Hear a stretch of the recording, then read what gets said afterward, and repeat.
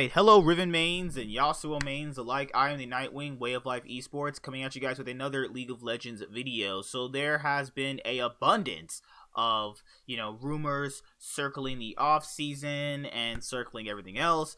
If you guys didn't check out my full hour-long video yesterday of the Travis Gafford, rumors to go along with the LCS and stuff like that, I think that you have to factor in that there's so much happening in the off season, but this will be part of it where it's just breaking down two specific teams that Loco Doco already talked about with Travis on the stream as well. So this is also another helpful way of guiding people into where the off season is currently rumored at and where people are kind of heading with the direction of their team. Now that might obviously be something that will change because remember, the off season doesn't officially start up until Monday of next week, so that's when you see a bunch of teams probably get announced for roster changes. Maybe teams are staying the same, they're just gonna run it back again and see if they can obviously see where everything needs to go. So without further ado, let's begin. Also, that's pretty much it. I released a new video at the current time of me recording this video, so make sure you guys go check that out. Obviously, people have been talking about the channel being very good to them, so thank you guys all for your kind words. It's going to be a long time before we even hit 1,000 subscribers on this channel, because this is my second channel. I actually have a main channel myself, is where I obviously do most of my content in general, and then obviously people have asked me what my main channel was. I've showed it before, and right here is where my main channel is. I have, triple times the subscribers I have on this channel than obviously this one where I'm obviously doing League of Legends content on. But this was my first YouTube channel, and obviously it took a long time to really get it here. Not even a long time, but I had to learn a lot about YouTube that I just didn't know before. But once I got it to a certain style that I was perfecting with, subscribers started rolling in and more views came in, and then on this channel that will eventually happen. So yeah, but it's all a growing experience, and I kind of didn't know how to do League of Legends content when I first started doing it, so it took a little bit of time to really understand how to do it, how to title the videos, how to tag it, what to really go over in specific videos. Blah blah blah blah. All right, so let's go with the video. Let's get this started. And an ad, and we'll talk about best case scenario for these teams. So I'm going to do it where I pair each team with another team, and we talk about two teams in every video. So the first one is Dig plus Golden Guardians. Dignitas are otherwise known as the artist formerly known as Clutch Gaming. So let's start. All right, boys, let's see. Huni got a 2.3 million guaranteed contract for 2 years. This one from Jacob Wolf. I mean, yeah, this is crazy. So Huni had a guaranteed contract before. What a guaranteed contract means is you will be paid that money no matter what. Almost all contracts in League of Legends, I would say like 95% of contracts in League of Legends is unguaranteed. The team can drop you at any moment, team can trade you to another team, they can cut your salary down. Huni's contract is guaranteed, meaning he will get that money no matter what. The other important thing is Huni might go mid. The rumor I have heard is that Huni is switching mid. I don't know what that means for Demonte, but it might mean that Demonte is going someplace else. So this is actually a really big one, and I'll talk about it when I do the local thoughts part. The other rumor that was dropped from Hotline. Well, that is crazy in itself. The fact that Huni would literally role swap to mid. Now, obviously, this is a rumor, but, he's probably looking at it the way Perks did it. Like, Perks changed roles. He managed to make World Finals. This might be a trend you might see in a lot of teams where they feel like if they're stronger in other roles, they are going to obviously switch. Now, is that going to be the norm now? People switching roles? I don't know. But if it can give your team the best chance of winning, then I'm obviously all for it, personally. Now, what he means by people can drop teams, people can, oh my god, why can't I talk? What he meant by people being able to drop players whenever they want to. Remember when last year Echo Fox kind of just dropped Phoenix, Adrian, and what's the guy's name? Altec randomly, and then picked up 3 new players? Yeah, that can happen, and it's not guaranteed to get money and basically screw over players. Like, who remembers Adrian and Altec from Echo Fox last year?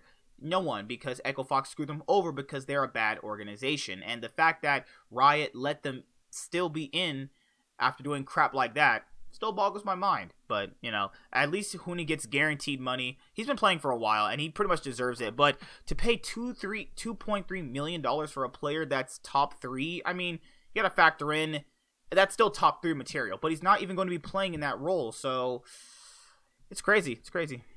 League is Hauntzer to Dignitas. I've heard that Dig at one point in time, I don't know if they still do, but wanted Hauntzer from GGS. And that would make sense if Huni's going mid. Vulcan was traded to C9 for over $1 million in buyout, but the deal fell out from Digfan. Holy, someone. See, me and my friend JTH were talking about this last night. Is that, Vulcan is not even worth $1 million.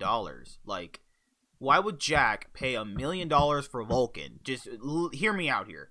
I'm not saying he's bad. I'm not saying he's not good. I'm not saying he doesn't have a lot of promise. What I'm saying is you are paying $1 million. Yeah, $1 million. Do you know how much money that is? I'm pretty sure he has it. Obviously, it's Cloud9. But for an unproven talent whose highest placing in the North American LCS was 3rd place in actually 3rd place because of regional qualifier, 4th place because they lost to CLG in the 3rd place match, right? Obviously for summer.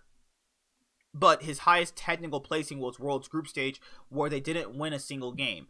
So this is the thing, is that his contract isn't as valuable as what Dignitas is trying to sell him for. Yes, they probably need to make some bit of money back from paying Huni this much guaranteed money, but I just don't agree with that Vulcan valuation. It's something that it's just not justifiable. You cannot justify to me that Vulcan is worth $1 million.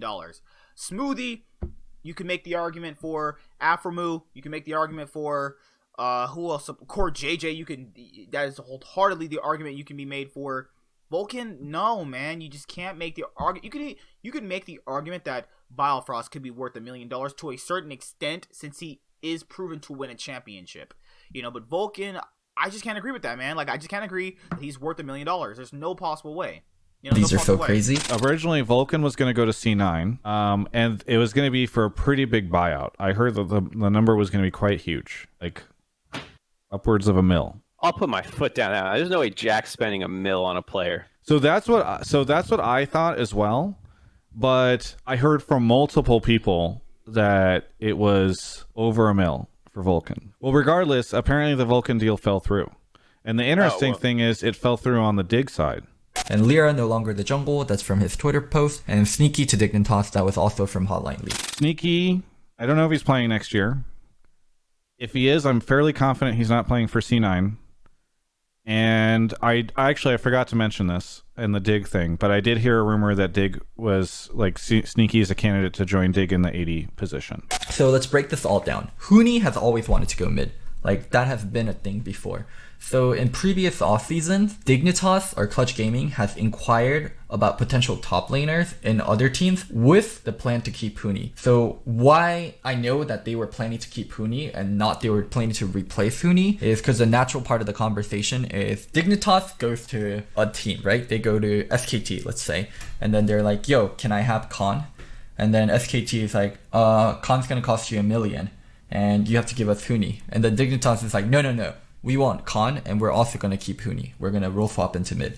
So yeah, that's how other teams knew that Dig wanted to do the Huni to mid lane, like, and not just buy out their top lane. So the other thing regarding the Dignitas roster is Vulcan. Vulcan is actually a commodity that a lot of teams want really, really badly. He's been offered very high buyouts before, but Dig has always said, nope, Vulcan is not tradable. But I guess this offseason, Vulcan was tradable, especially since they were offering over $1 million to get Vulcan.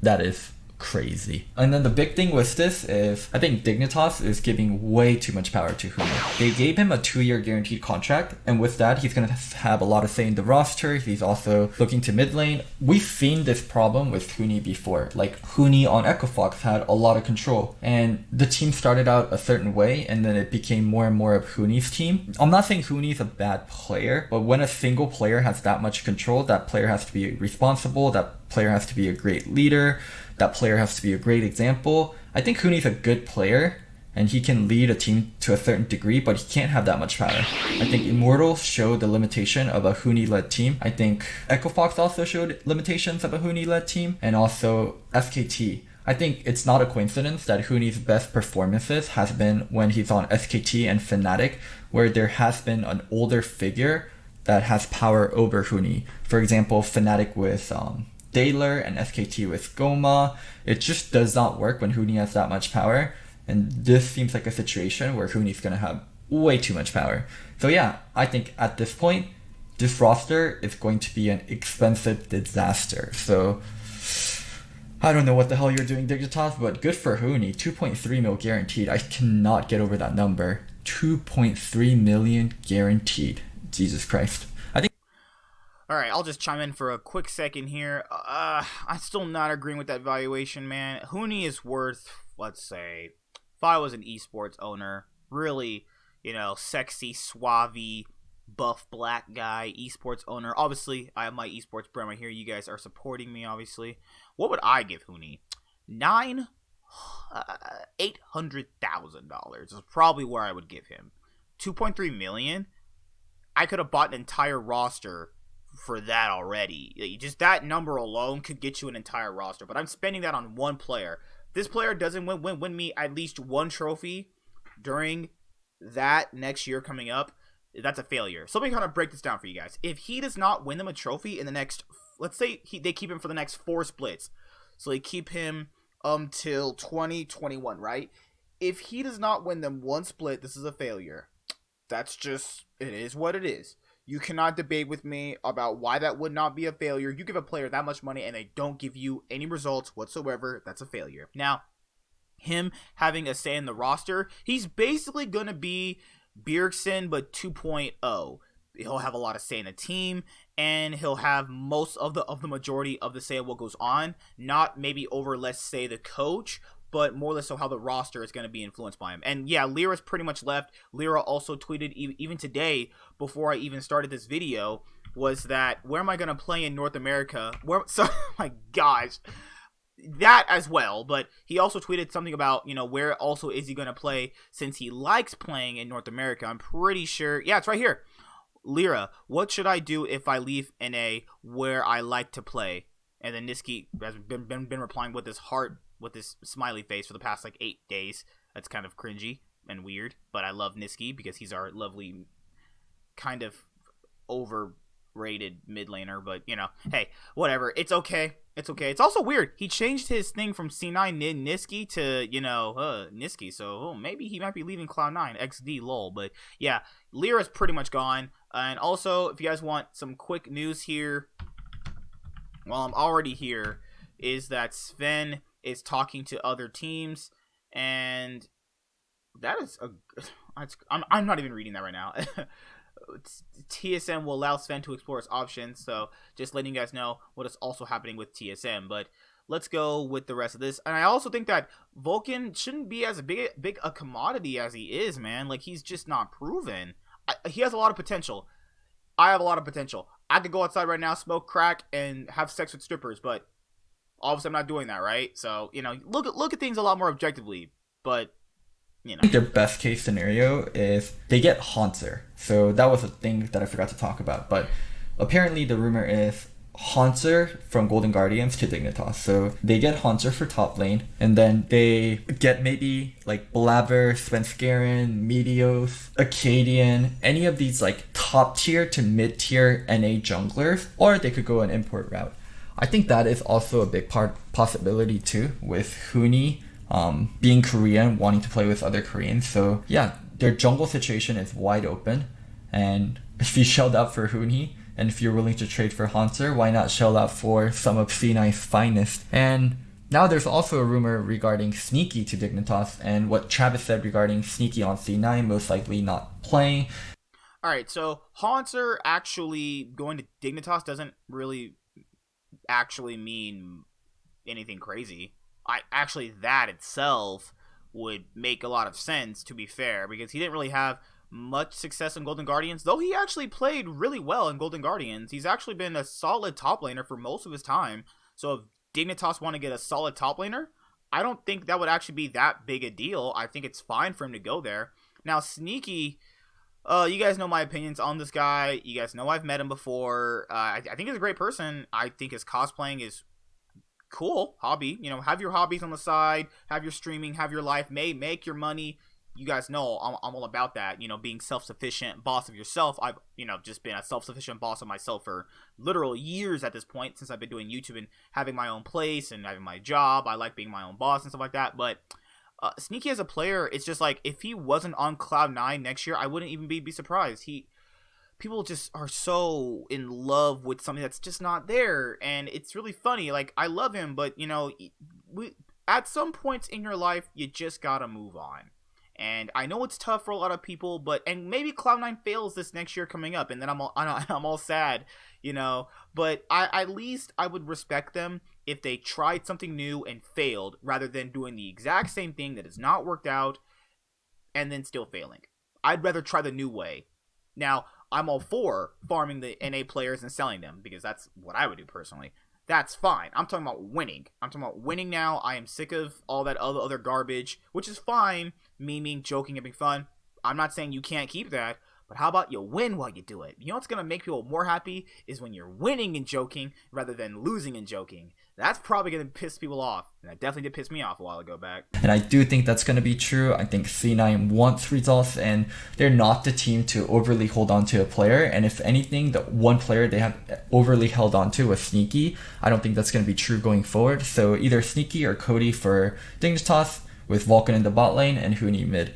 I just look at this roster. It's a lot of big names, but not a lot of cohesion. Whoever coaches this team is going to have a handful. And also, coaching for a player that has 2.3 mil. Oh my god, I know I'm saying it again and again, but coaching for a player with that much weight and guaranteed kind of nest on the team is going to be a nightmare situation. I just pray to whoever's coaching this team, like, good luck. I will be rooting for you. If that's you, Think Hard, I will be rooting for you, Think Hard. This will not be an easy roster to coach. There's going to be a lot of expectations with the ownership shelling out 2.3 mil, and it's just not going to go well, and Huni's not going to be the one taking the blame. It's going to be the coaching staff, so yeah, poor you, baby. Now, let's go to the other team, Golden Guardians. So the rumors are... Alright, so before I fully get into the Golden Guardians part of this video, yeah, I think it's held on for a little. They had the same. See, people always criticize CLG for holding on to players too long, but Cloud9 did it too.